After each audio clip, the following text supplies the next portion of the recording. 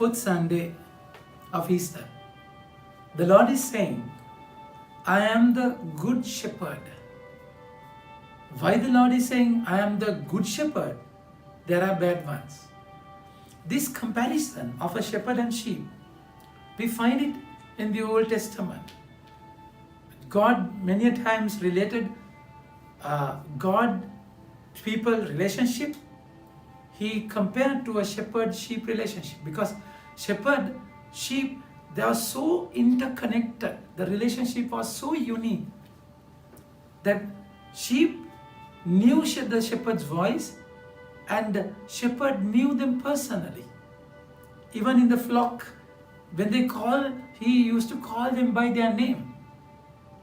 So, and the most important part, shepherd practically gave his life for the sheep. Shepherd is the one who goes into the front. And the Lord is saying, I am the sheep gate. So in the sheepfold, you find the gate open, and shepherd used to sleep across it. So that any danger, any attack would first attack the shepherd. So this kind of relationship is connected, is brought forth to bring forth the connection of God and the people. Today the Lord is saying, I am the good shepherd. Because if you carefully read Ezekiel 34, you will find how the shepherds ill-treated the sheep. And the Lord is saying, I myself will become a shepherd. I myself will shepherd my flock. And then He says, I will find the lost ones. I will bandage the wounded. I will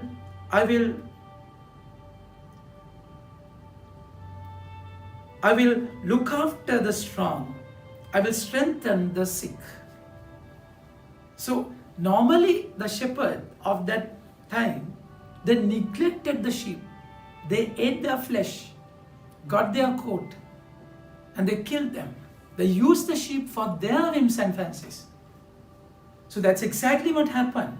Then God says, I will take my sheep back. Now I'm going to be a shepherd. Now here comes Jesus, fulfilling that promise. Jesus becoming the shepherd. And the Lord is saying, I am the good shepherd. And He says, the good shepherd gives his life for the sheep. He doesn't get anything in return. And He's saying, I'm the gate, because He is the way and He is the life. The Lord is saying, I will give my life.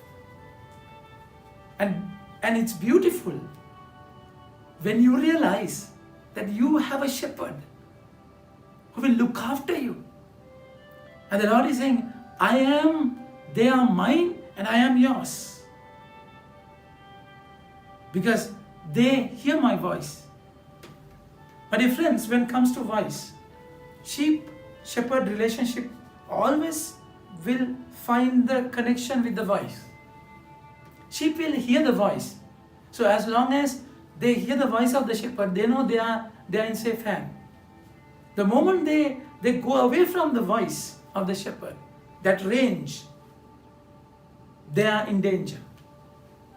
And also, I know my sheep. When it comes to the word know, it's complete union with the sheep and the shepherd. So it identifies with the word, voice of the Lord. So you hear Him and you are connected with the words. Lord gave Torah, the 10 Commandments, to build that covenant. You be my people and I'll be your God. So that voice, God spoke to people and people listened to the shepherd. And it's beautiful. You hearing the voice, you hear His voice does not mean simply turn a blind ear. No. You hear Him and you obey Him. Hearing, always in Hebrew, it's connected to obey. So you obey the Lord. In that obedience, only He can guide you. Because sheep does not know the pastures, the dangers. He has to go by their guidance. If you go by the guidance, for her to have the guidance, you have to be obedient. In that obedience you are guided. You will listen in obedience. And then you know Him, and you are being led by the shepherd. The Lord is saying, I am the good shepherd, know my own, and my own knows me. My own, the sense of belonging, that I belong to Him and He belongs to me. That will give you a true, profound satisfaction. When you know that you truly belong to a person. So in that sense of belonging, you know that I belong to my God. And then you know that when I belong, I'm being protected because I am of worth. I have a value, my dear friends. The Lord is saying, the Father knows me and I know the Father. Because of this, I give my life for my sheep. I have other sheep. I will give my life because Father knows me and I know my Father. That complete union. So, my dear friends, the Lord is saying, Jesus is saying that I and Father relationship. As my Father knows me, my sheep will know me. So before the Father becomes the shepherd and Jesus becomes the sheep. And He is the lamb who was slain, isn't it? So in Isaiah 50, verse 4 onwards, it is said, to speak to the poor, weak, to strengthen them. I should listen to my master. Every morning He wakes me up to listen to Him like a student, to speak like a teacher, to strengthen them. I will listen like a student. Every morning He wakes me up. So, Father is the shepherd and Jesus becomes the sheep. And then in that obedience, Jesus was obedient to death, gave His whole life because of that relationship. And when He becomes your shepherd, who gives His life to you, you have a duty. You are a sheep before Him, and you are called to become a shepherd with the people for the people who are given to you. This is exactly what happened in the first reading. St. Peter, broken, fragile person, denied Jesus 3 times. In that weakness, Peter was led by the shepherd. Then he says in John chapter 21, verse 15, after eating, Jesus asked Peter, Peter, do you love me more than others do? Then feed my lamb, isn't it? So Jesus becomes his shepherd, Peter becomes his sheep, and now he is called to become a shepherd to the flock of Jesus. And the Lord is saying, the hired hand will do the work because of the pay, because of a salary. But when the wolf comes, when the danger comes, they will run away because they don't have any relationship with the sheep.